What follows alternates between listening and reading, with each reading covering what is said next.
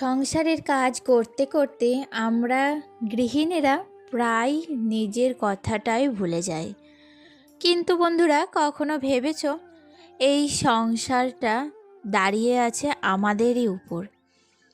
সকাল থেকে রাত রান্না, পরিষ্কার, সবার খেয়াল রাখা, সব কিছুর মাঝেই আমরা নিজের যত্ন নেওয়াটা যেন ভুলে যাই।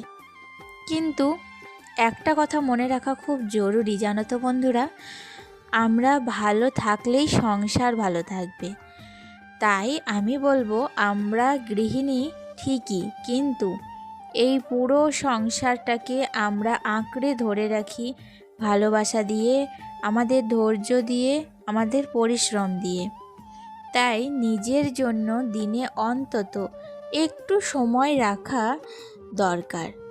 সেটা হতে পারে 1 কাপ চা নিয়ে সকালের 10 মিনিট, কিংবা নিজের পছন্দ কিছু করা, কিংবা নিজের যত্ন নেওয়া। নিজের যত্ন নেওয়া কোনো স্বার্থপরতা নয়, এটা আমি মনে করি, জানো, কারণ খুবই জরুরি। আমরা শক্ত থাকলেই আমাদের পরিবার শক্ত থাকবে।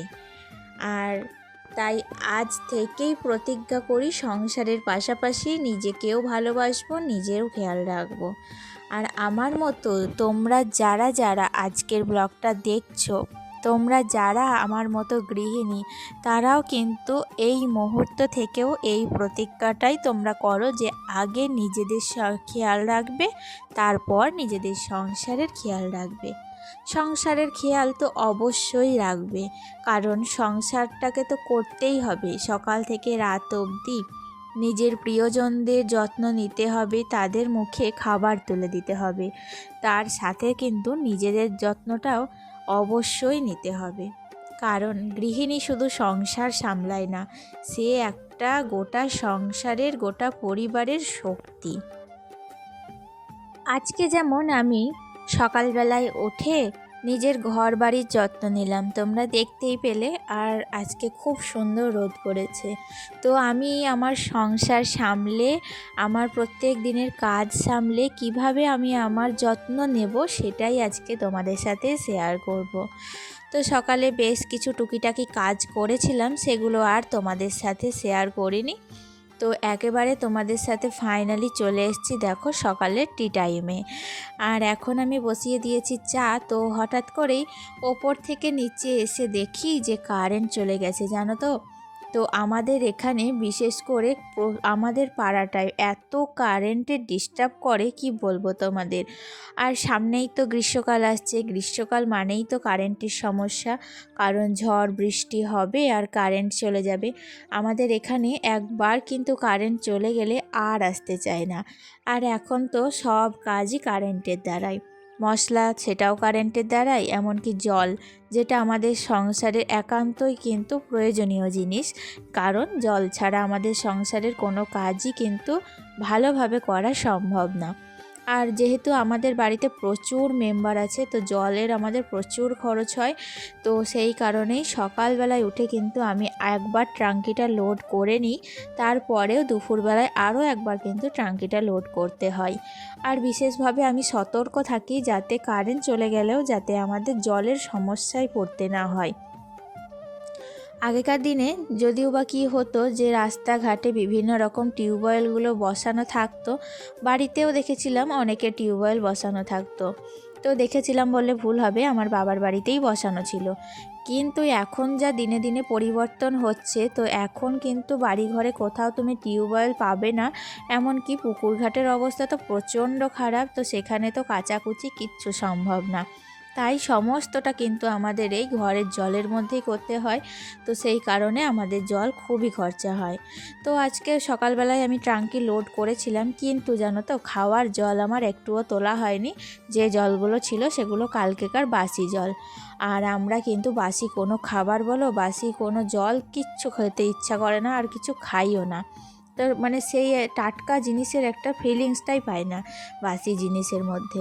তো সেই কারণে সকালবেলায় উঠেই কিন্তু আমি জলটা তোলার চেষ্টা করি। তো আজকে এমনি ট্যাঙ্কি লোড করেছিলাম, জল তুলিনি। তো সকাল থেকে এসে দেখছি যে কারেন্ট নেই। তোমরা অনেকেই বুঝতে পারছো, কারণ আমি অন্ধকারের মধ্যেই কিন্তু রান্নাটা কমপ্লিট করছি। আর যেহেতু কি বলো তো আজকে বৃহস্পতিবার, তো আমাদের বাড়িতে তো বৃহস্পতিবারের ঘট ভরা পুজো করা সবটাই কমপ্লিট করা হয়। তার মধ্যে আজকে সবাই কিন্তু আমরা ভালোভাবে স্নান করি মাথায়।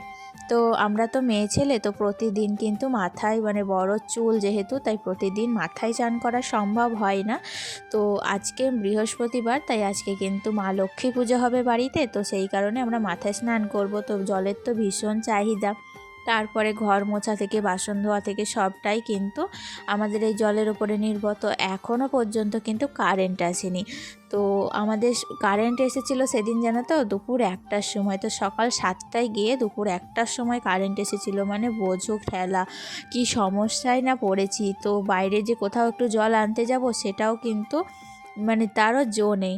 আর আমরা কেনা জল খাই না জানো তো, মানে ওই যে টিউবওয়েলের যে জলটা ওঠে সেটাই কিন্তু খাই। টিউবওয়েল বলতে ভুল হবে, মানে যেটা আর কি এখন বলছি আর কি ট্যাপ, তো সেই ট্যাপের জলেরই ডাইরেক্ট জলটা খাই।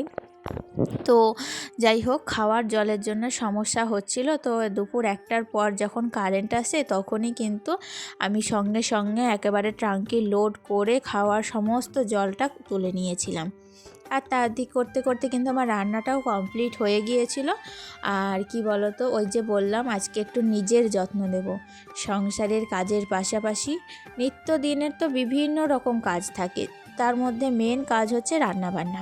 প্রত্যেক দিনই আমরা গৃহবধূরা আমাদের ব্লগের মাধ্যমে কিন্তু তোমাদের একটা জিনিস কমন দেখায়, সেটা হচ্ছে রান্নাবান্না। তো প্রতিদিন আমাদের খাওয়ার জোগাড় করতে হয়, তো খাওয়ার জোগাড় করতে হলে রান্নাও করতে হয়। আর সেই রান্নার ফুটেজটা প্রতিদিনই তোমাদের সাথে শেয়ার করি, যে মানে যে দিন যেরকম রান্না হয় সেটাই তোমাদের সাথে শেয়ার করি আর কি। তো যাই হোক, তার সাথে আছে এক্সট্রা মোছামুছির কাজ, তারপরে কাচাকুচির কাজ, ঘর দুয়ার গোছানো, এইসব কাজ তো প্রতিদিনকার। তো এইসব কাজ আমাদের প্রতিদিন করতে হয়, তো বিভিন্ন রকমভাবে করতে হয় বিভিন্ন দিন, কিন্তু করতে আমাদের হয়ই। তো এইসব কাজ করার পরেও যেভাবে নিজের যত্ন নেবে, তো দেখলে সকাল থেকে তো রান্নাবান্নার কাজটা সেরে নিয়েছি। আর তারপরে বিভিন্ন রকম ওই যে লেপ কাঁথাগুলো ছিল সেগুলোই এখন সমস্তটার কভার খুলে নিয়েছি। আর যেগুলো তোলার ছিল তো সেই কয়েকটা লেপ কাঁথা তুলে দিয়েছি। আর এই 3টে লেপ কাঁথা কিন্তু আমি রেখে দিলাম নিচে, কারণ সামনে বৃহস্পতিবার আবার আমার বোনের বর, তাছাড়া আমার মা সবাই মিলে আসবে। কারণ আমাদের একটা বিয়ে বাড়ি আছে, তো আমরা একসাথে সবাই মিলে কিন্তু এখান থেকেই ভোজ খেতে যাব। তো সেই কারণে ওরা এখানেই আসবে, তো এখান থেকে ডাইরেক্ট আমরা একসাথে যাব। তো ওরা আসবে বলে দেখলাম যে অনেক দিন কাচাকুচির কাজগুলো করিনি, তো এগুলো কিন্তু একটুখানি আমি আগে থেকে আগিয়ে রাখি। তো সেই কারণে কাচাকুচির কাজগুলো আমি আজকেই সেরে নিলাম। আর যেহেতু একটু আগেই আমি ট্যাঙ্কিটা লোড করেছি, তাই জলের আর সমস্যা কিছু হবে না।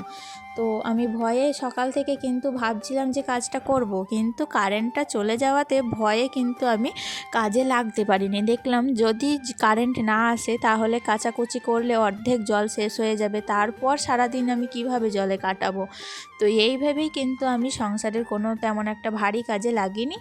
তো কারেন্ট আসার পর নিশ্চিন্তে এখন কাজে লেগে পড়েছি। দেখতেই পাচ্ছ সমস্ত কভারগুলো খুলে তারপর কিন্তু ছাদের মধ্যেই আমি ভালো করে সার্ফ জল দিয়ে ভিজিয়ে তারপর সমস্ত কভারগুলো কেচে নিয়েছিলাম। আর এখন ছাদের ওপরে ভিডিও করছে আমার ছেলে, মানে স্ট্যান্ডটা নিচেই রেখে এসেছি, তারপরে আর ছাদে আনতে ভুলেই গিয়েছিলাম। তো সেই কারণে ছাদের ওপরে বাবু ছিল, তো বাবুকে বললাম ক্যামেরাটা একটু ধরে দিতে। তো বুঝতেই পারছো মানে স্টেবল হয়ে কিন্তু ক্যামেরাটা ধরতে পারিনি, একটু নড়াচড়া করছিল। তো যাই হোক, তোমরা আমার নতুন বন্ধু, তোমরা কিন্তু একটু মানিয়ে গুছিয়ে নিও, কারণ আমার ছোট্ট ছেলেটা আমার ক্যামেরা করেছে, তো ওর ভুল ত্রুটি কিন্তু তোমরা মার্জনা করো। তো যাই হোক, আমি কিন্তু বিশেষ করে কয়েকদিন থেকে লক্ষ্য করছি বন্ধুরা, তোমরা কি আমার ভিডিও দেখছো না আগের মতো? আমি কিন্তু অনেক আমার বন্ধুদের কমেন্ট মিস করছি, তারা কিন্তু আর আমাকে কমেন্ট করছে না। তো তাদের কাছে আমার মানে একটাই আবেদন, তোমরা প্লিজ আমার ভিডিওগুলো আগের মতো দেখো, আমাকে কমেন্ট করো। তোমাদের কমেন্ট পাচ্ছি না বলে আমার মনটাও কিন্তু ভীষণ খারাপ লাগছে জানো। তো যাই হোক, তোমরা আমার ভিডিও দেখো, আবার আগের মতো আমাকে ভালোবেসো।